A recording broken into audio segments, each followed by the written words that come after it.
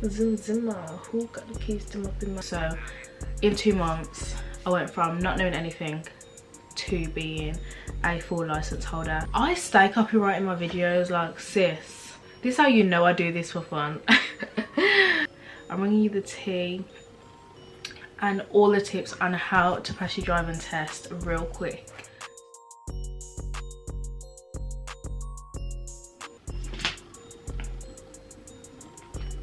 We're going to try and do a video with natural lighting. Scary. So hi guys, welcome back to my channel. So today I'm just on a roll. Sis has recorded 3 videos, but I can't even sit here and be boastful because I haven't been on YouTube for a minute. But I'm trying to make my channel as useful as possible, and I'm trying to record videos that I wanted to see when I was a child and I was watching YouTube. So today I'm bringing you the tea. I'm bringing you the tea and all the tips on how to pass your driving test real quick. So I passed my driving test 2 months after my 17th birthday. For the UK, you can drive as soon as you're 17. So yeah, I literally done my driving in 2 months. That's my theory and my practical, so literally everything. So in 2 months I went from not knowing anything to being a full license holder. So if you would like to see how I done that, then stay tuned, and I hope you guys like this video. Don't forget to like, comment and subscribe. Yeah, and if you want help with anything else, then let me know. First thing, I'm gonna keep this so short and snappy and to the point. I hate long videos. Anything more than about 20 minutes, this I'm gone. Like, I'm not even watching it. So first things first, for those who don't know, in the UK, I don't know if the rules have changed because a lot of rules have changed since I done my driving. I've been driving for 4 years now. So when I done it, correct me if I'm wrong, I don't know if this is the same thing now. Hold on, as well guys, check out 161 Clothing on Instagram, Twitter. I don't know if they have a Snapchat account, but bomb.com. When I was doing it, you could order your provisional 3 months prior to your 17th birthday. So legally, as soon as you have that provisional, you can actually start driving. You can start your lessons, and you can do your theory. So personally, I don't think there's any point in trying to do any physical driving lessons before passing your theory. It just doesn't make sense, because even if you learn how to drive, you won't be able to actually get a license until you have that piece of paper that says that you've done your theory. So first things first, I'm going to help you how I done my theory. On the App Store, there's a few resources. I'm going to show you what I used. I didn't use at the time it was $5.99. Okay, now I don't actually know what it's called. Okay, here. So as you can see, I was about to show you guys the phone as if it's not screen recording. As you can see, like, it has like a little cloud, which means I've already previously had it. So this is the app that I used. This is really helpful, and it is free, guys. It is so lit how it works, but this is the only app that I used. Now you can get this app, which is $4.99. I don't think this is the actual original DVLA driving app. The one that I seen before was the original DVLA one, unless they've just changed the front of it, and that is $4.99. I don't know if that's necessary, because I still done it without that, and girl done it first time. I mean, I lied, no I didn't. So whilst that downloads, that's what I've done. I also, on my laptop, I just literally searched in practice theory test. Obviously for anyone doing it now, you'd put 2020. And I think I used this. Let me just have a look and see if it's, nope, I think it's this one.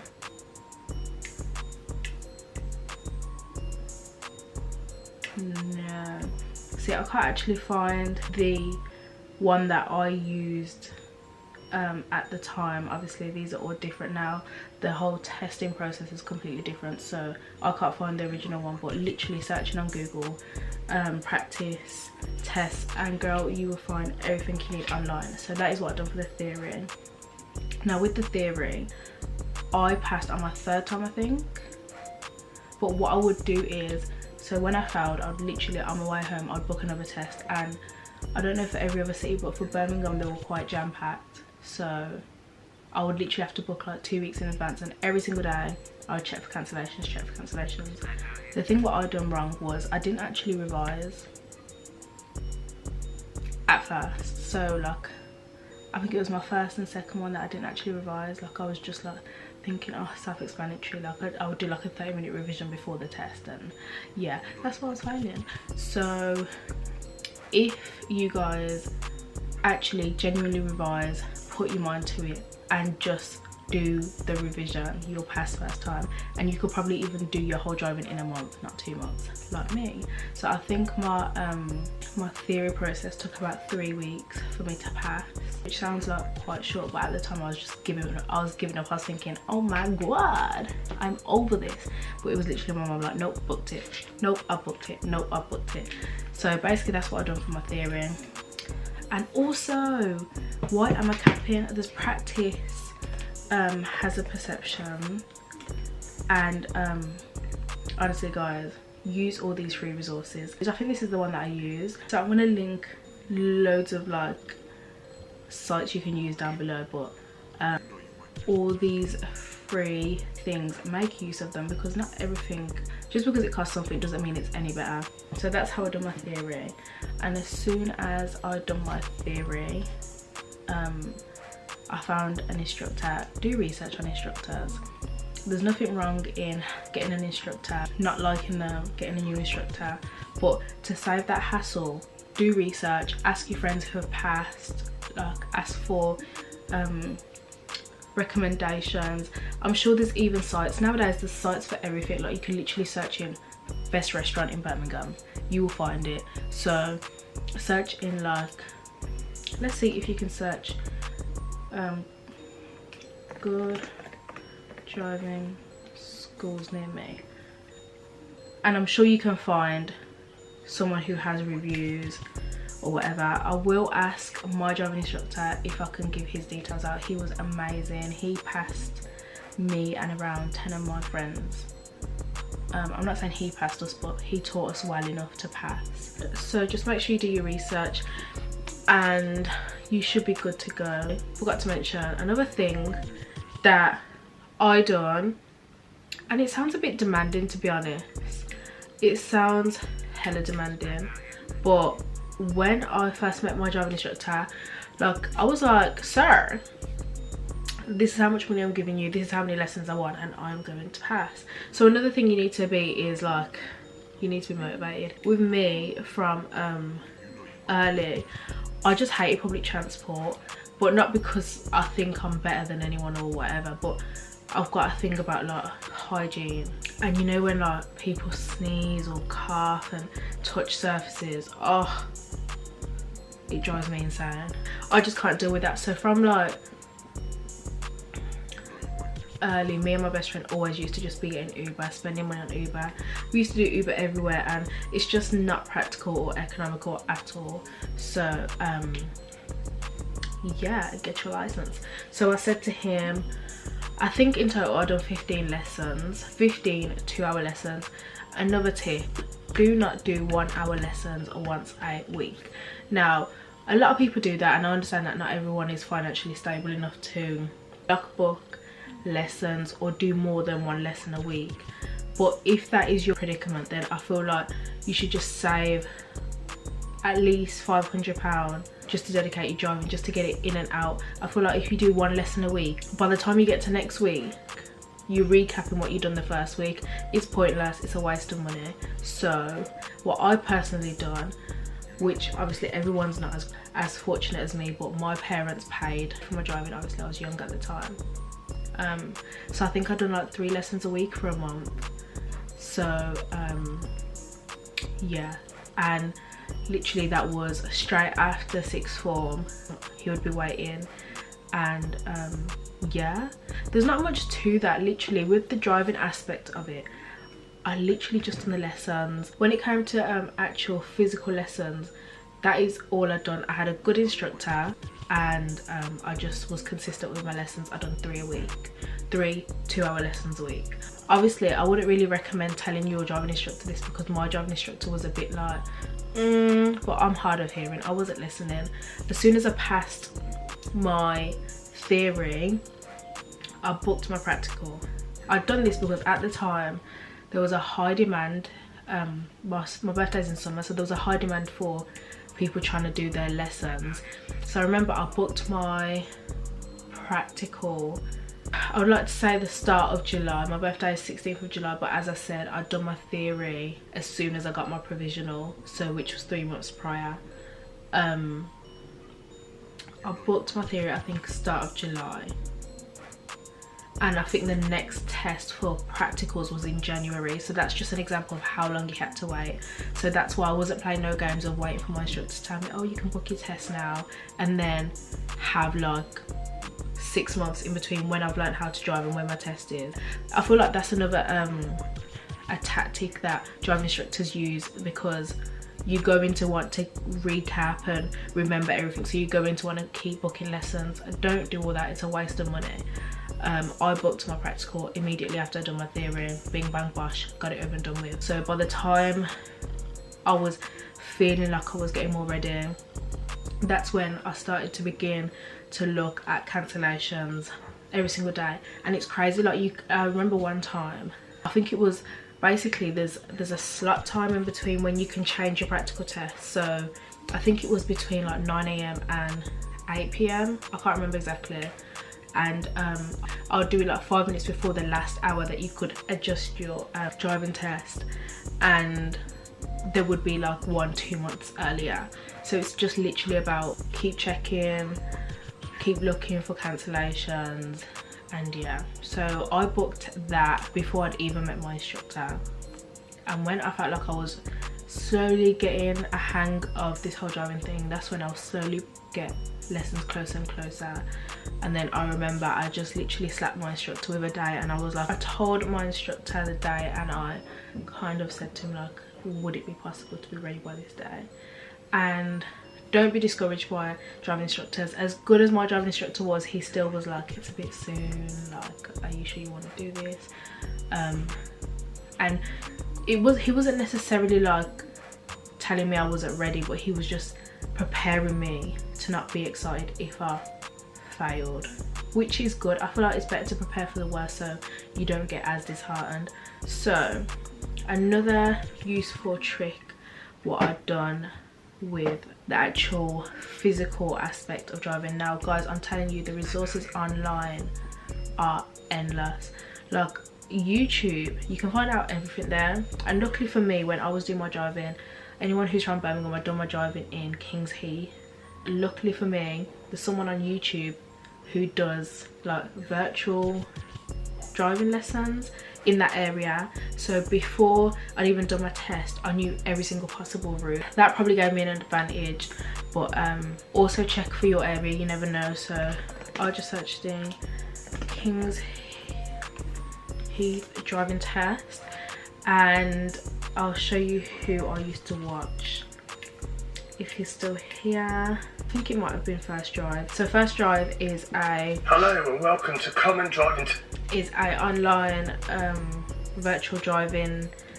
I don't know, I actually yeah, sis, I don't even know, but I remember searching this in and he helped me with everything.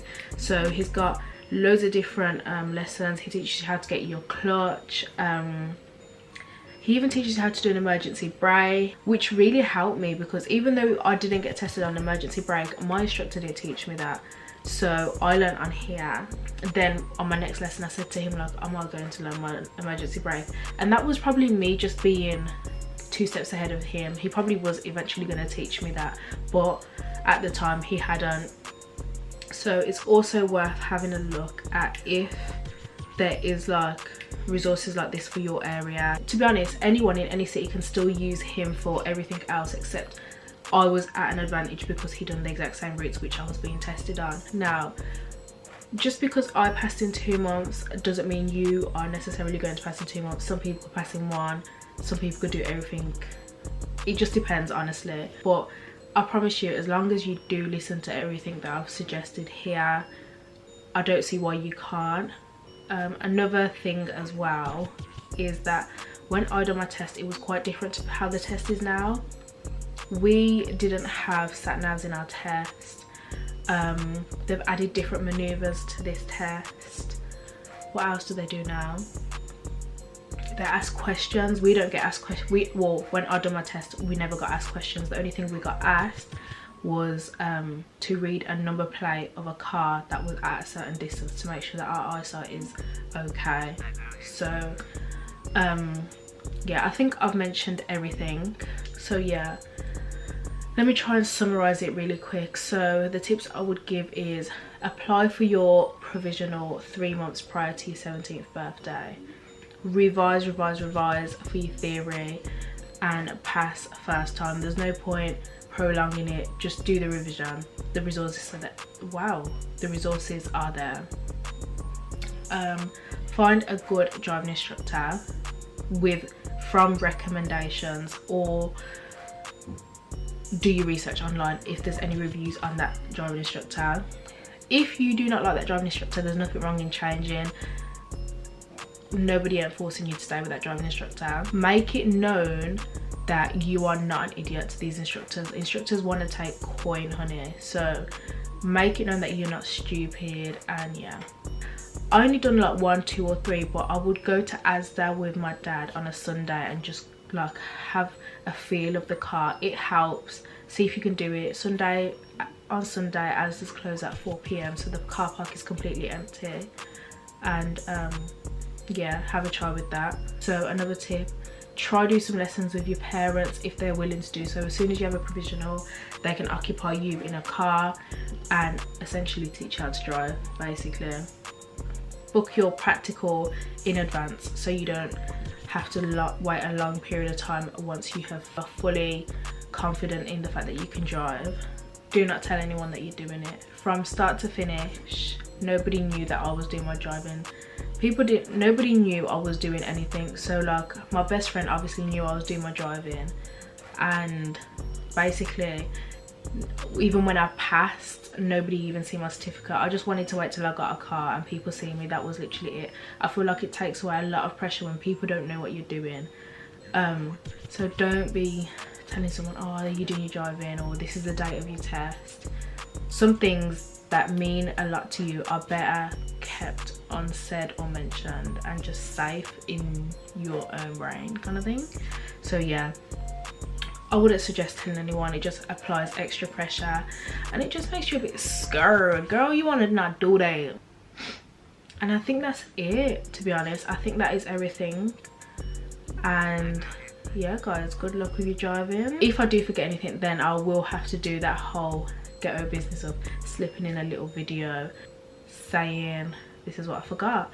So thank you guys for watching this video. Good luck to anyone who's trying to pass their driving test at the moment. You can easily do it as long as you follow the tips in this video. And I hope you guys like this video. Like, comment and subscribe, and I'll see you guys in my next video.